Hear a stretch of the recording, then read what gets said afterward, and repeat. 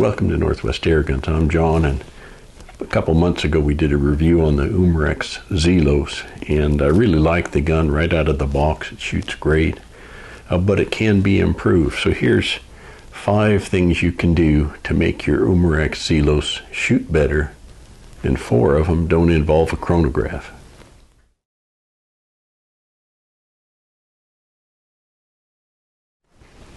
So the first thing that I wanted to do with this Zelos after I got it is quiet it down just a little bit. It's for backyard shooting, it's a little bit loud, and I don't want to scare my neighbors. Most of my neighbors are pretty cool, but I don't want to take any chances. So I pulled off the end cap here using the spanner wrench. Pull that off, and there's actually several inches in here of dead space that, you know, when you just have this on there, that acts as kind of a suppressor itself with the shroud here. But I went on eBay and I bought a kit, and it comes with these baffles, and the baffles just fit in there, and I'll put a link to the site on eBay. Get in there. And it quieted it down a little bit. It's not a huge help, but it's, you know, better than nothing. And then there's a O-ring comes with the baffle kit.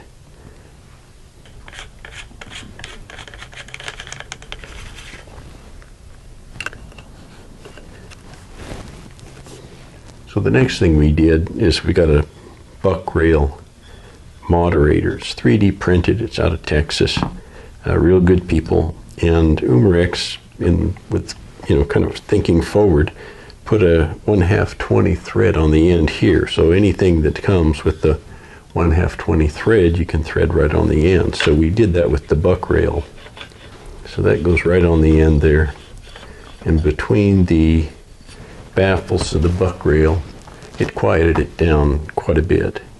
The problem I had was twofold. It's still just marginally louder than I wanted it. And the other is my gun case is only this long. And so I had to take the moderator off every time that I put it in the case. And I don't know about you, but I feel like these things, every time you take them out, and same with the baffles, you take them out, put them back, put your moderator back on, and your point of impact is shifted just a little bit, just enough for me to notice. And I'm not that good a shot. So I went online to Donnie FL and got this Tatsu, and it's a little shorty here. It's only 4 something inches, but it's a fatty too. And you know, here you have volume in length. Here you have volume in circumference, I guess, or being fat like that. So this just screws on the end too. And now this is backyard friendly.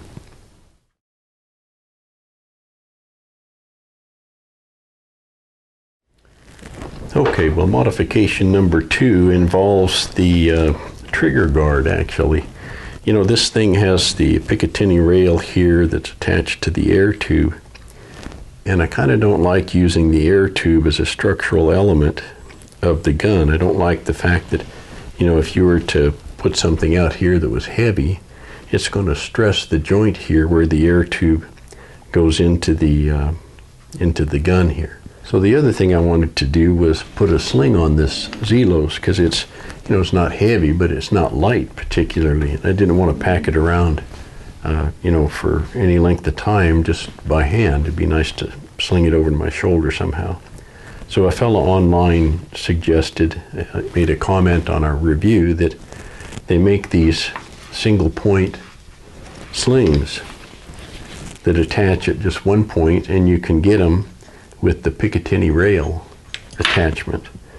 So to solve kind of 2 issues, I went online and I found at Heartland Air Guns an extension here for the trigger guard, or a replacement actually. This is the original, and it was something like that.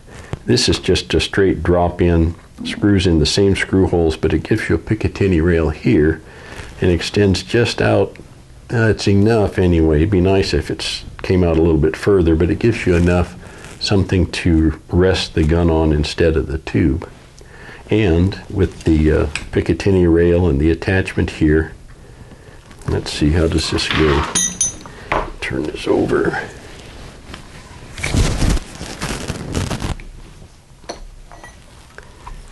So then I can just take the sling, put it on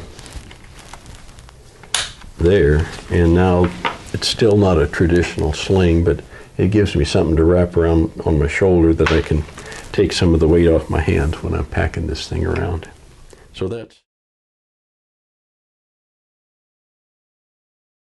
made to it was this UTG scope rail riser. It's a Picatinny that fits on a Picatinny, and it raises it up, I don't know, about a ½ inch or so.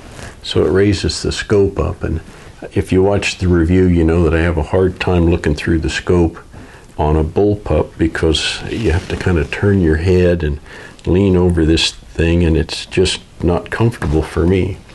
But with this, I get a much better line of sight from the cheek weld here, cheek to butt, I guess you would say, or butt to cheek. Anyway, that's fun to say. And it gives me a better line of sight through the scope, just that little bit of a riser there. So that was a good modification as well. So what I'm talking about is that you can adjust this butt pad up and down. I had adjusted it all the way down, and I still had a hard time. I had to kind of turn my head on its side in order to see through the scope. But this little bit of a rise here gives me, and high rings actually, gives me enough height where I can get a more conventional, comfortable look through the scope. So that was a good modification for me.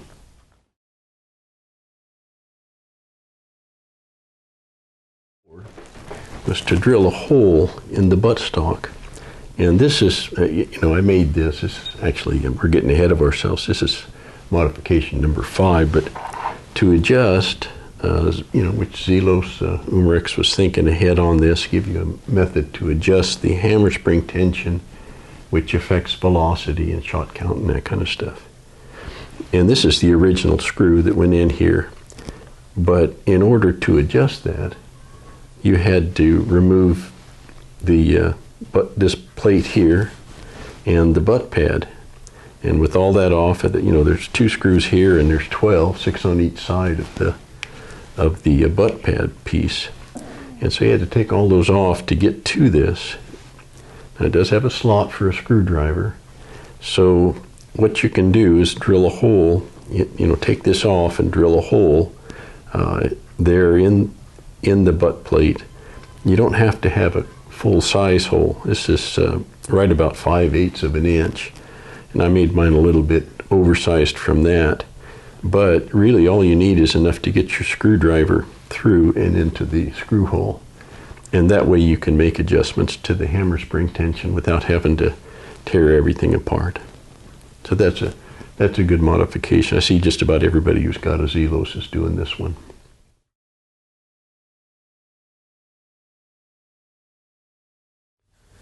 So this gun is basically designed for power, and a lot of people who have them are trying to get more power out of it. I got about 35 to 40 shots with, let's see, about 40 foot-pounds, I guess it was.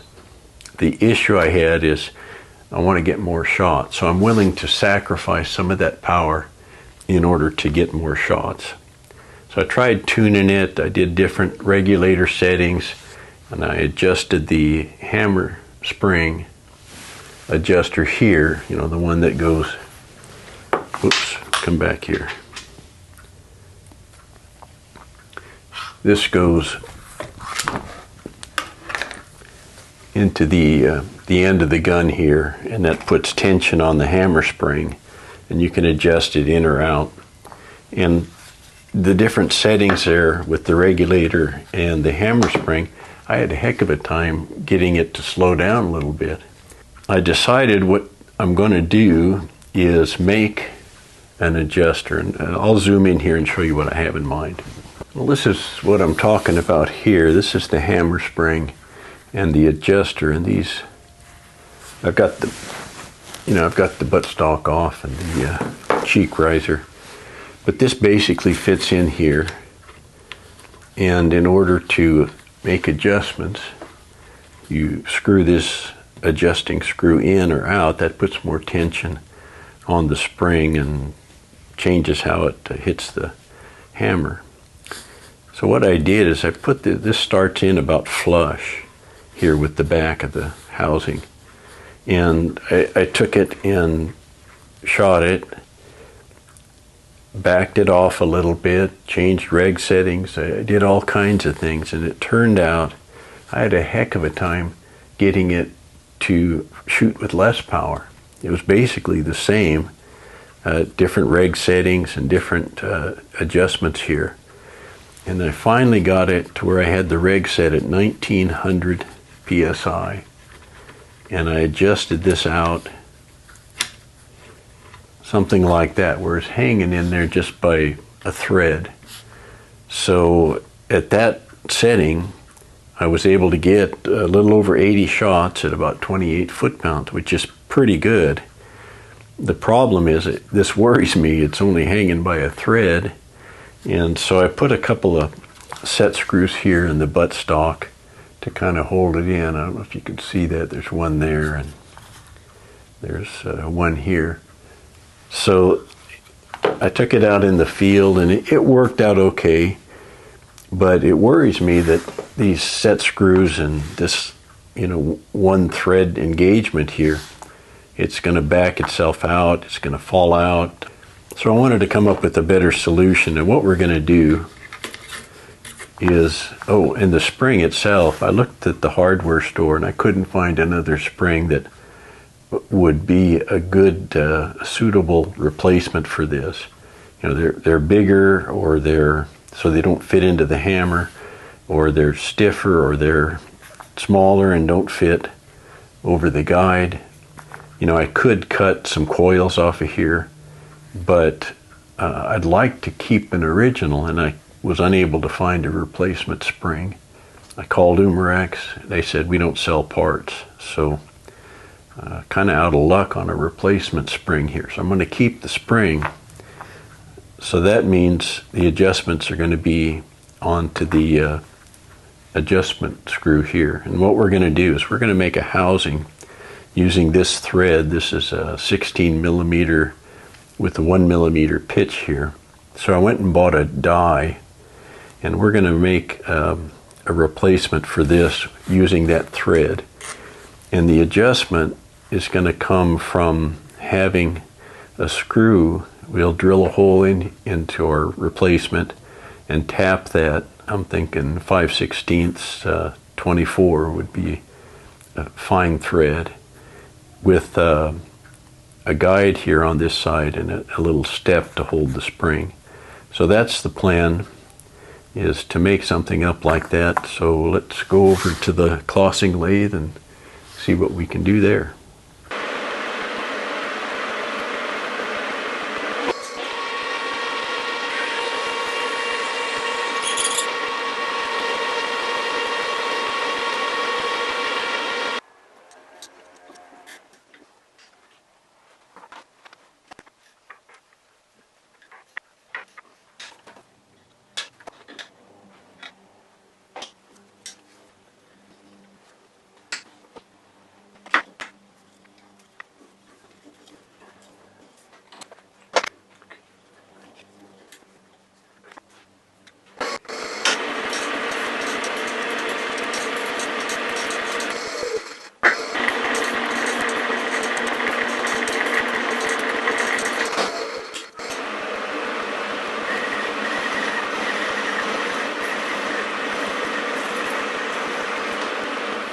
Okay, this is what we ended up with. We've got the 16 millimeter, 1 millimeter pitch threads here, and this screws into the gun here.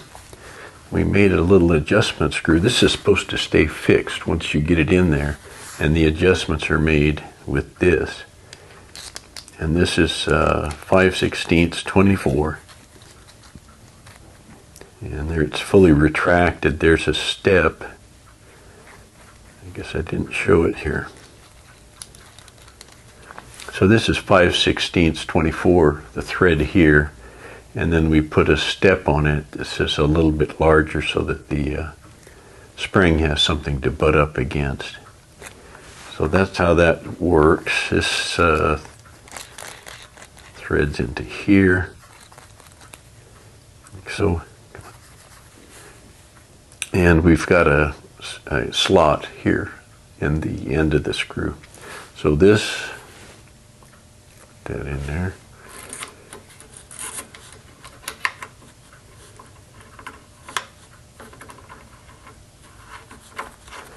Screws in there like that.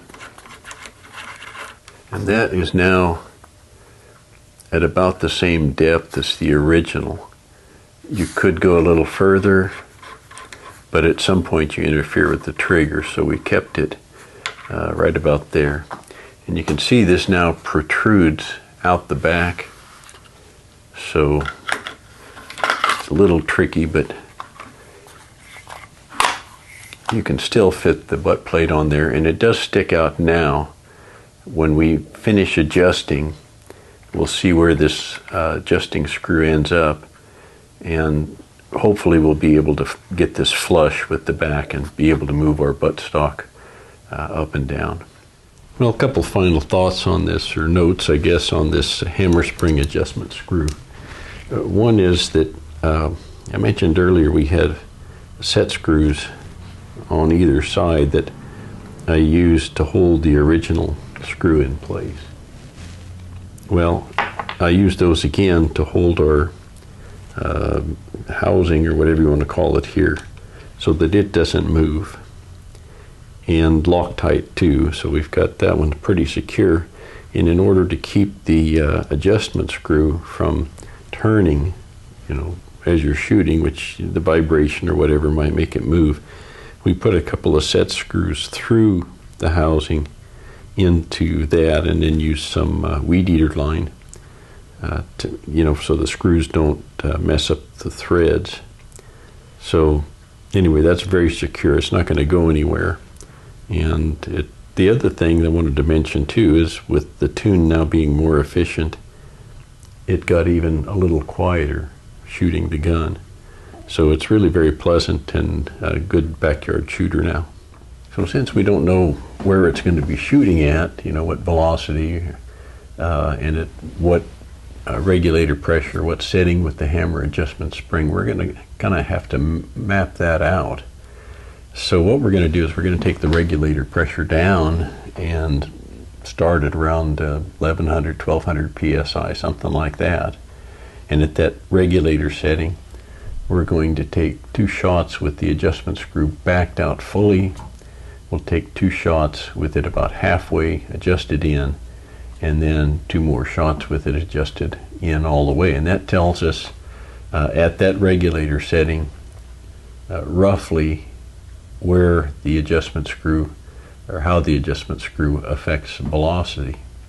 Then we'll bump it up another 100 psi on the regulator, say 1400, something like that, and do the same thing. 2 shots fully retracted, 2 mid-range adjustment, 2 fully inserted. And what we should end up with when we're done is kind of a map of regulator pressure and hammer screw adjustment. And from that we can have a pretty good guess about where our best settings are going to be to get us that 25, 30 foot-pounds. And then we got to see how many shots we get, because that's really the whole goal of this exercise. Okay, so let's get started on that.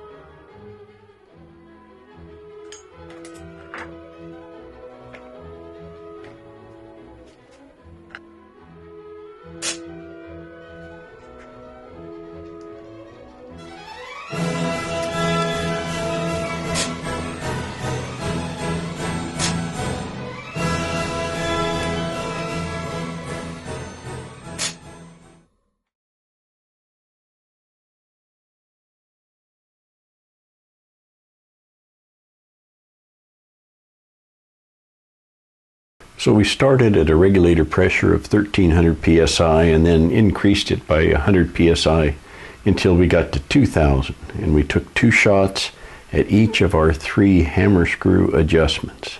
So here's what we got. With the hammer spring adjustment screw fully retracted, we never quite hit our minimum goal of 25 foot-pounds. Graphically, velocity falls off as the regulator pressure is increased. With our hammer spring at a mid-range adjustment, we hit our goal at almost all regulator pressures, with a maximum of about 29 foot-pounds at regulator pressure settings from anywhere 1700 to 2000 psi. But note that velocity starts to drop off after about 1800 psi. And here's what the curve looks like. We hit a maximum velocity at about 1800 psi. Finally, with the hammer spring adjustment screw inserted flush, we hit our 25 foot-pound minimum at about 1700 psi. Here's the graph again, and it looks like we max out at a regulator pressure of about 1900 psi, and then it starts to level off or even drop. So what do we make of all this adjusting? Well, first, that we'll be able to hit our minimum foot-pound target with a regulator setting at anywhere from around 1500 to 19 psi, and mostly using a mid-range adjustment on our hammer spring screw. We tried to get the regulator set at around a mid-range point of 17 to 1800 psi, but we overshot it a bit and didn't really want to go through the whole procedure of taking the regulator back down to 0 and then back up again. So we left it somewhere near 18 to 1850 psi.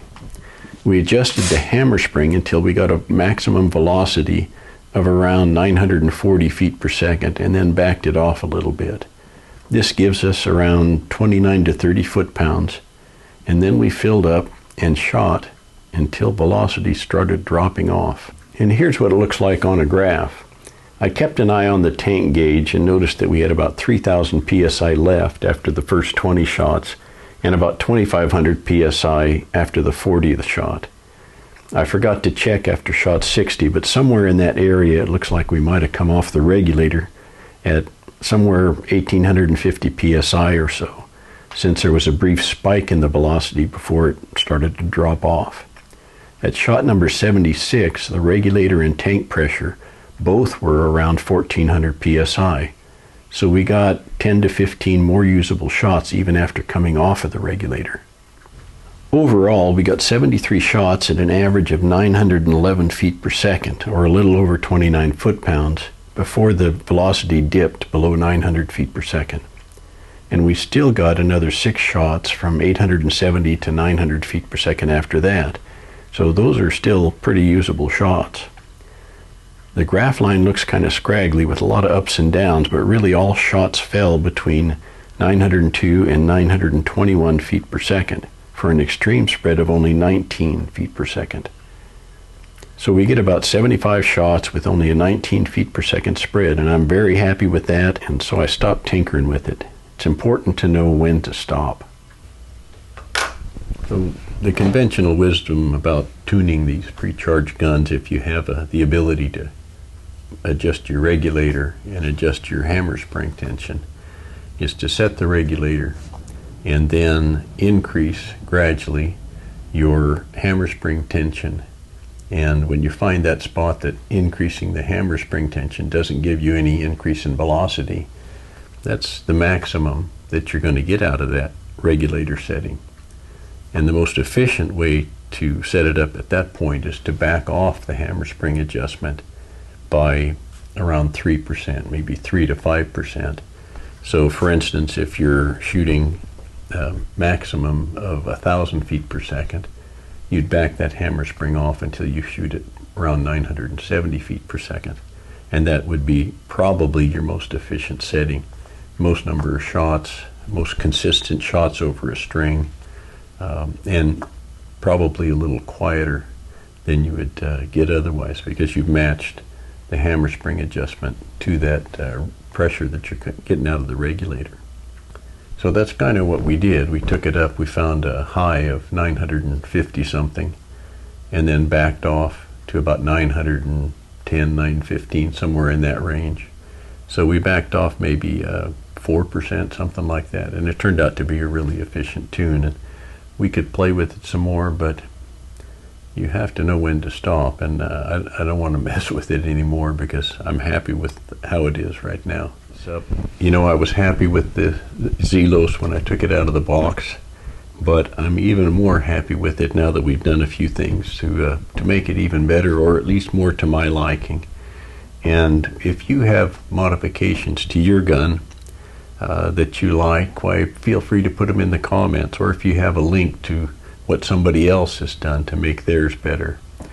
You know, a lot of guys are going the opposite way from me, or I'm the opposite from them, I guess, in that most are going for more power. They want to shoot slugs, and there are aftermarket things out there. There's bottle conversions that give you more air, maybe higher pressure. There's high power kits. There's different things that you can do.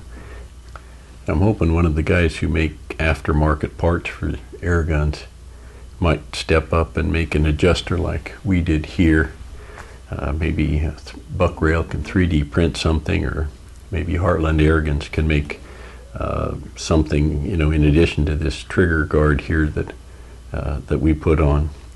So now I guess the only thing left to do here is to just go and shoot it. Let's go out in the field. All right, we're out here in the field. I got my Zelos with me, and I hear there's aliens out here. And not the kind that work at my cousin's restaurant either. Space aliens. We gotta keep our eye out for them. All right, I think I see one right over there. Careful. Yep.